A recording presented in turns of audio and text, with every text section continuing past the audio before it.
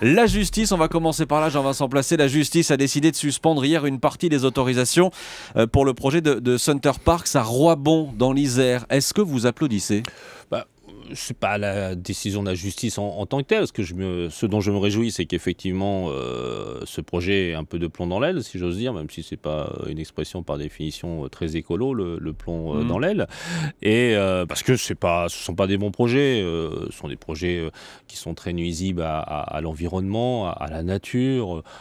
Essayer de remonter encore presque en 2015 des grands projets de ce type-là, à vocation tourisme de masse, végétation luxuriante, grande station balnéaire avec les toboggans et tout. Enfin, très sincèrement, on se demande si on n'est quand même pas dans un autre monde.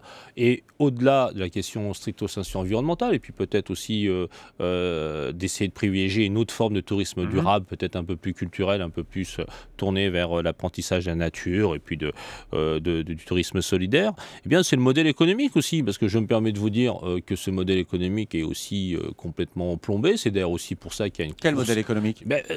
Il faut quand même voir comment c'est monté. Hein. C'est pas un investisseur privé que moi je trouverais pour le coup sympathique s'il prenait un risque en ayant un emprunt, une société, et puis qui essaierait de louer en se disant bah voilà, je vais essayer de faire de l'argent en convaincant. Moi je suis pour l'économie mixte, donc aussi pour l'économie de marché. J'ai pas de problème par rapport à ça. Non, le modèle économique, c'est un modèle de défiscalisation massive qu'on propose à des futurs propriétaires des fameux bungalows, dont la fameuse société Pierre et Vacances, hein, je suis désolé peut-être de ne pas lui faire de la pub, mais enfin c'est comme ça, c'est la vie, eh bien essaye ensuite de louer directement et donc fait l'exploitant. Donc ils prennent ils sont appuyés sur la défiscalisation. Est-ce que franchement, vu l'état du budget de l'État, on a vraiment besoin aides fiscales qui, d'après de vous, mesures financent d'aide fiscale ce projet? Ensuite, qu'est-ce qui se passe? C'est très cher en réalité, à des prix faramineux pour celles et ceux qui arrivent. Et puis aussi, à la fin, il y a une petite relation avec les propriétaires défiscalisés où au fur et à mesure, on baisse le loyer. Donc, mais vous voyez, c'est le mauvais capitalisme. Voilà. Dont vous ne parlez pas. Ce sont les